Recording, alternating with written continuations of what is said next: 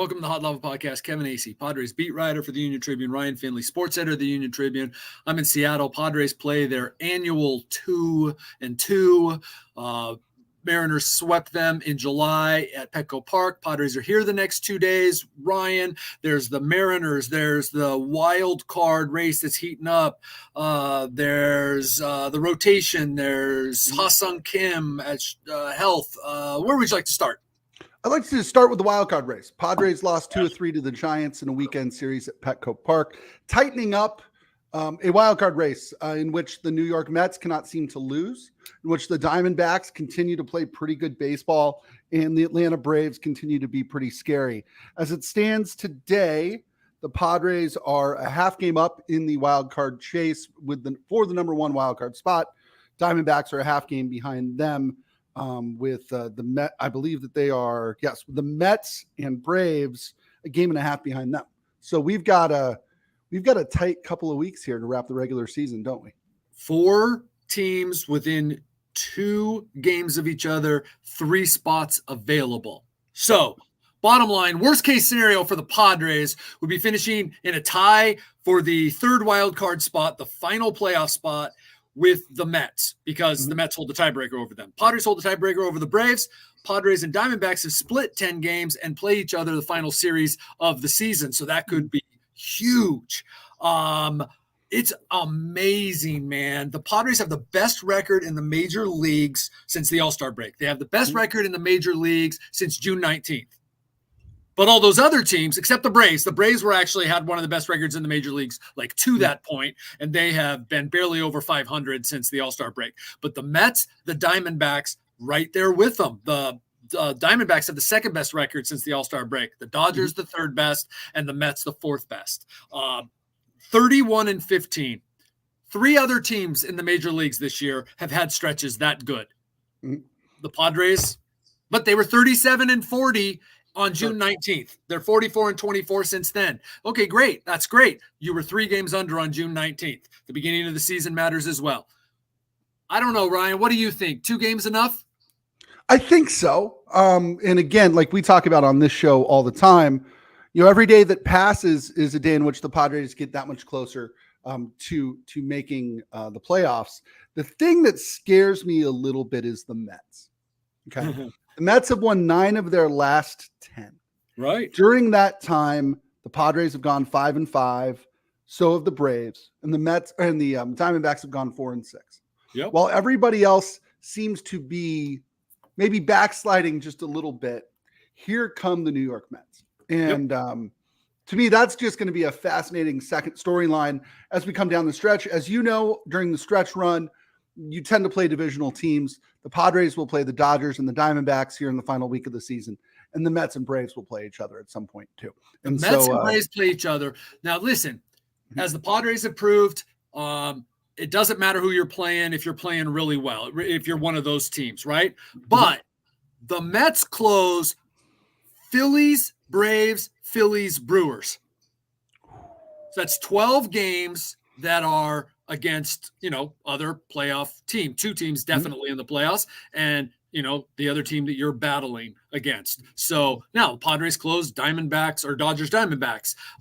They also have Houston next week. They also have, of course, the historically bad White Sox next week at home. So I just, this is what it is all about. I know Padres fans would love to be in the situation, right? Like that the Dodgers are. Of course you would. Of course. But this is what it's all about. This is fun. Right. I seem to remember a year ago, there was a certain team that had been underperforming all year that got really hot in September too.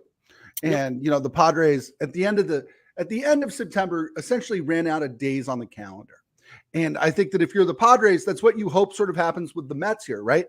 The Mets haven't lost much in the last 2 weeks.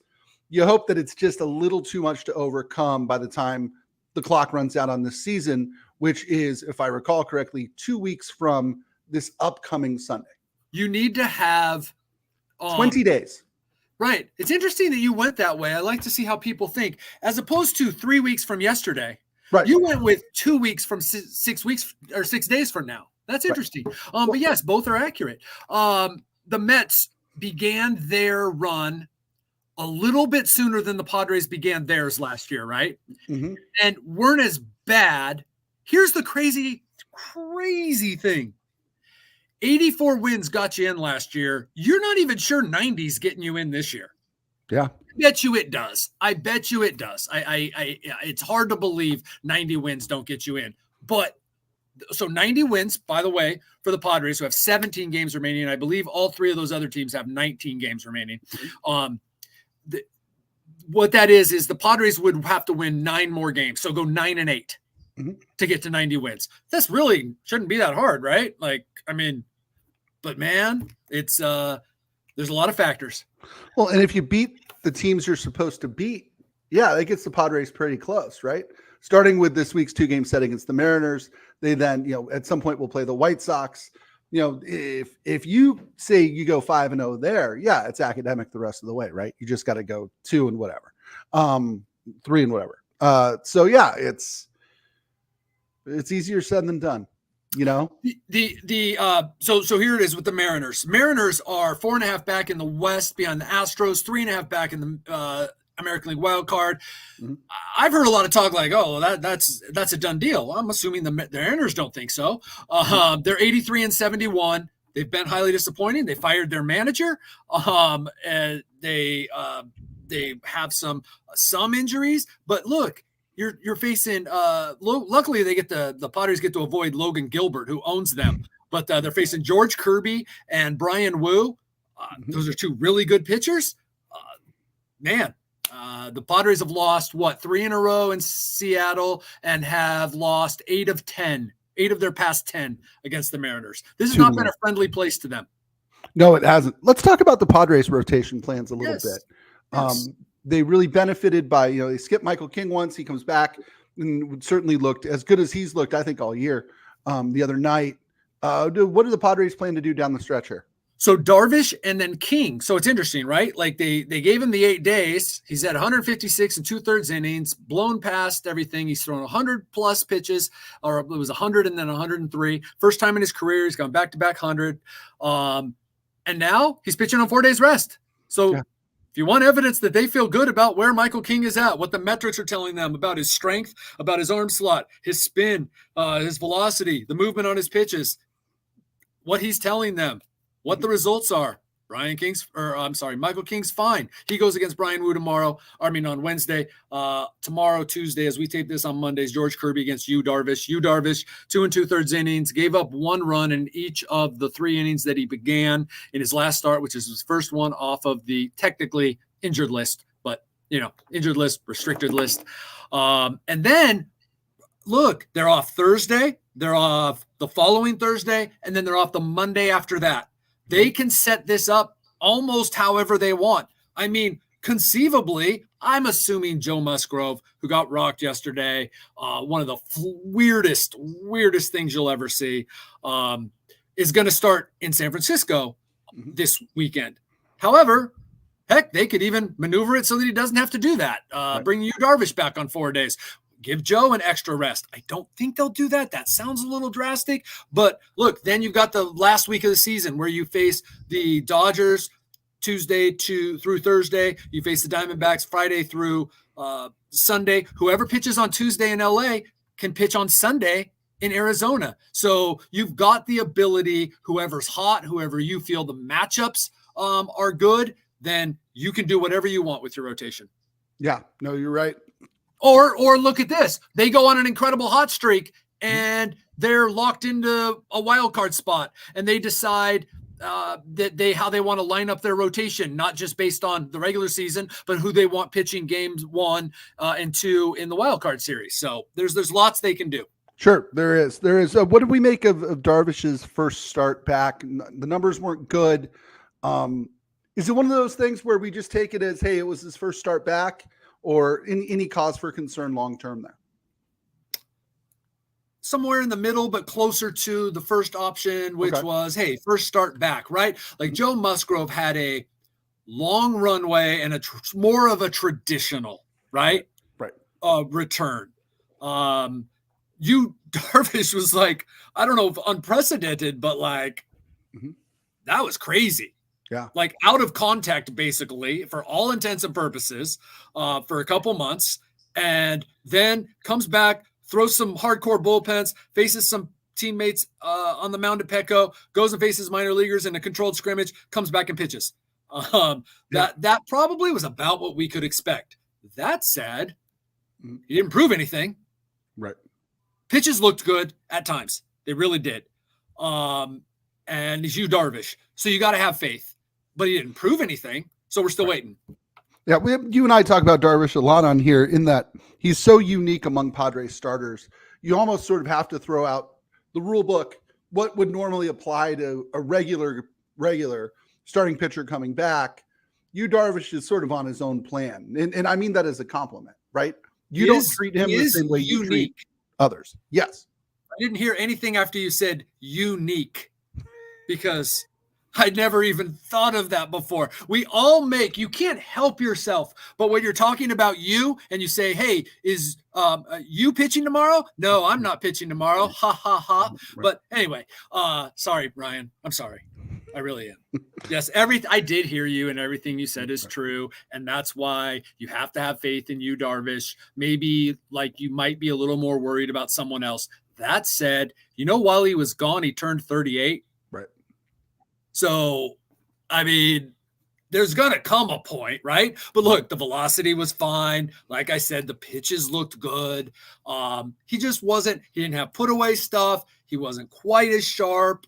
Really, maybe not nearly as sharp as like on fire Yu Darvish. Mm-hmm. So, but I mean, it makes tomorrow even more fascinating. It sure does. And I mean, there's still so many questions. This is a Padres team that, again, appears headed to a playoff spot, a Padres team that is, among the best in baseball since the All-Star break. There are still questions. This is a team right now that doesn't have a shortstop. And I think that's where I'd like to go sort of for our next topic here. Xander Bogaerts appears to be open to playing shortstop if it means that Donovan Solano can get more at bats as a first baseman with Jake Cronenworth moving over to second. Right. This is a fraught topic that involves lots of moving parts. Explain to me, Kevin, why now and what this might look like the rest of the season.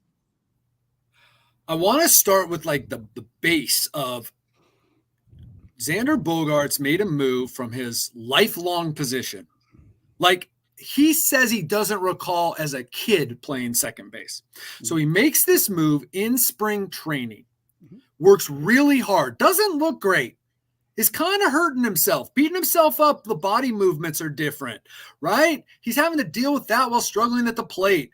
Works his way into being a pretty decent to / darn good second baseman.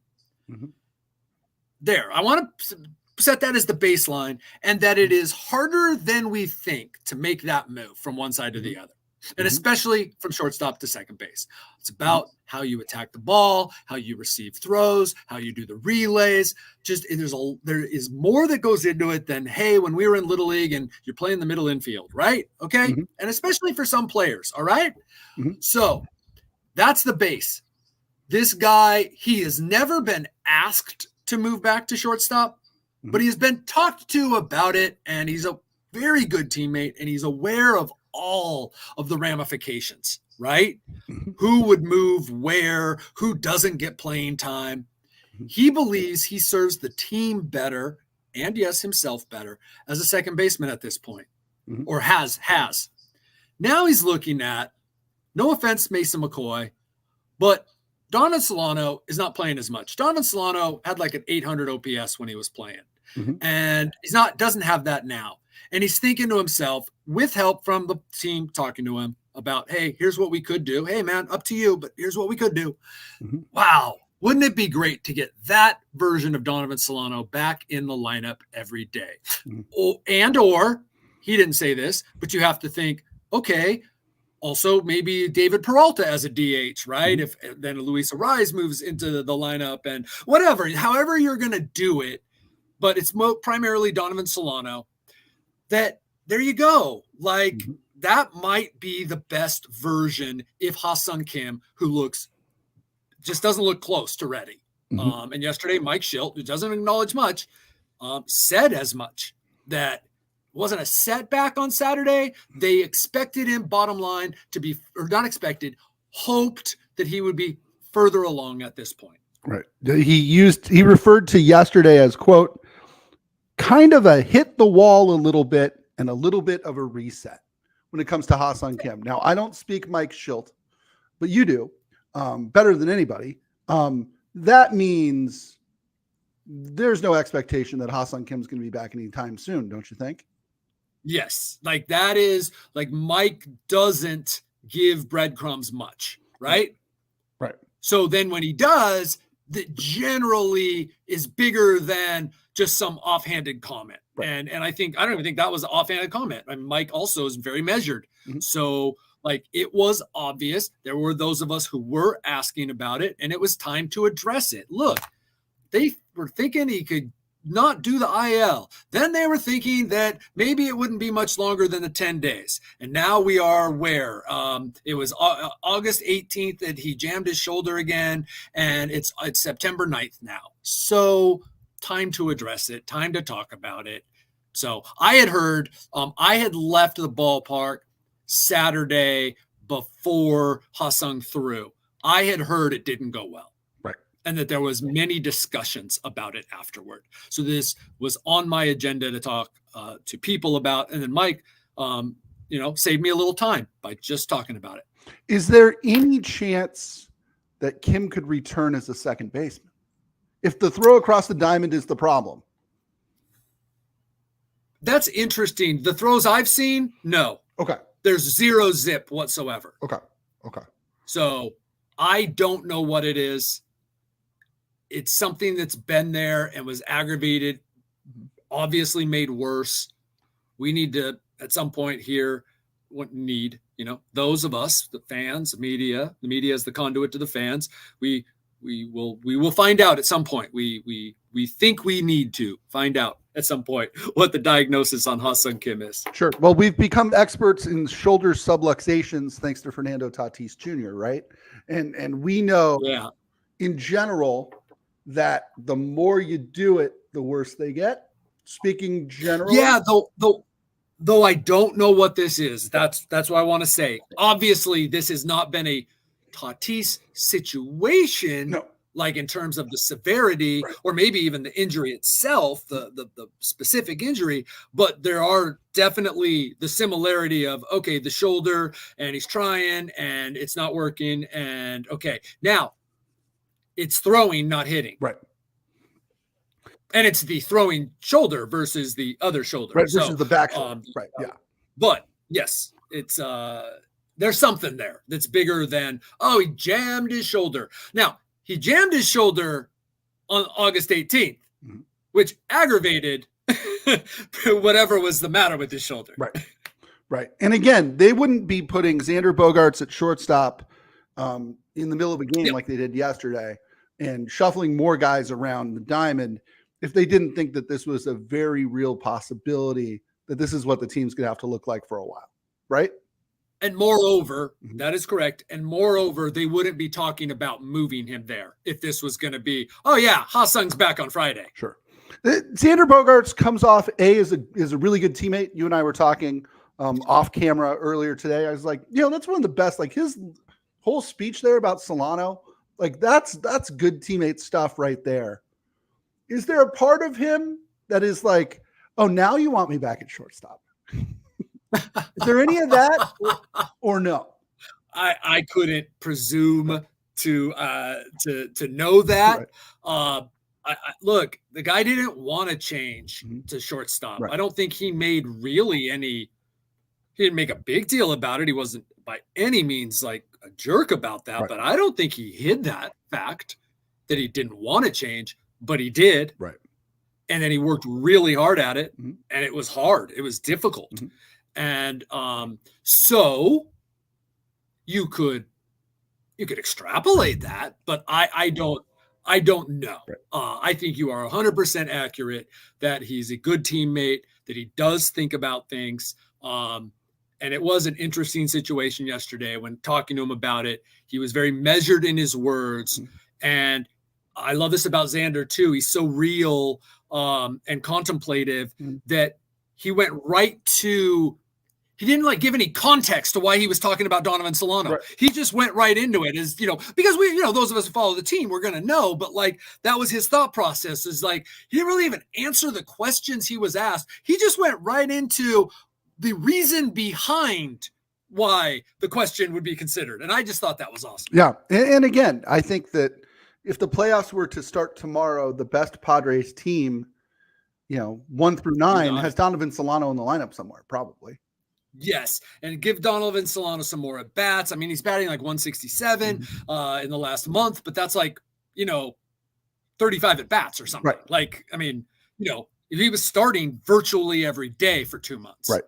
Be it at third, DH, first base, Donovan Solano coming up with big hits. Donovan Solano getting on base twice a game. Donovan Solano always working you 6, 7, 9 pitches. Like, yes. And that's the balance when you've got a good team, man. That's the balance. Like David Peralta going to probably go through a little here, right? Yeah. Like, hopefully for David Peralta and the Padres, like he continues to go up and have these quality at bats. He had a good one yesterday, worked a walk. But like these guys, look, they can be really good off the bench. They're generally better playing every day. Right. Right. What do you make of Tatis so far in his return? How close is he to being the Fernando Tatis we all remember? Have you noticed it on TV? Yes. That's why I'm asking. It's there. Yes. It's there. Mainly when he slows down, like when he's decelerating. I will throw this out. I don't know if we talked about it. You can tell it when he's running because like from the way when I was talking to him, it was like he went first to third and from first to second and a half. Man, that was old Tatis. Yeah. Then slowing down, that's not him. When he chases a ball in the corner and he almost throws the guy out, he takes 4 or 5 steps to slow down when it would have taken him 2 before. That was the difference between that guy being safe and out. Right. He would have been out on April 1st, right. And he's not out now. Now, a slower guy maybe or a different play, you still want Tatis in there as long as you have judged, and they have, that you're not doing long-term damage. You're not risking anything. You want, I don't know if he says it's 95. I don't know if it's 85%. I don't know if it's 90. I don't know if it's 95, but you want whatever percentage of Tatis in the game. Yeah. No. Oh yeah. And you'd rather have Tatis at 80%, let's say, than, no offense to David Peralta, than whatever else you could possibly run out there, I think. I have never, I don't think, loved a player and human being like I love David Peralta in such a short time. He joined the team on May 22nd. He is a wonderful human being. He went from days away from being cut to an imperative on this team. I just love the whole package. Yes. He's an adventure on every routine fly ball. Yeah. Yep. So yes, amen to what you said there. Yes, absolutely. Hey, Kevin, I always put you on the spot before we leave here. And this is, by the way, talk about a good road trip week for you. You go Seattle, San Francisco. With a day off today and a day off Thursday. That's perfect. I think what MLB did when they went to a much lighter September schedule, it was 4 beat writers who were covering a team with all sorts of drama, and you had to catch up and do work outside of the field to get your stories ready for the implosion, or guys covering playoff teams. So you've got to get work done away from the day-to-day grind on, the playoffs and all that. So I really appreciate that, MLB. I know it didn't have anything to do with collective bargaining and the players getting more days off in September. It was to help out the beat writers. So thank you very much. My question for you, Seattle or San Francisco? This is the Doom Loop trip. I know that's going to get me in trouble.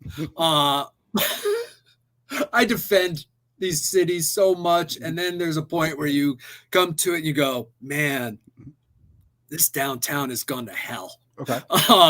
They're rough, dude. They are such beautiful cities. Now, I would never say that about your old town of Tucson.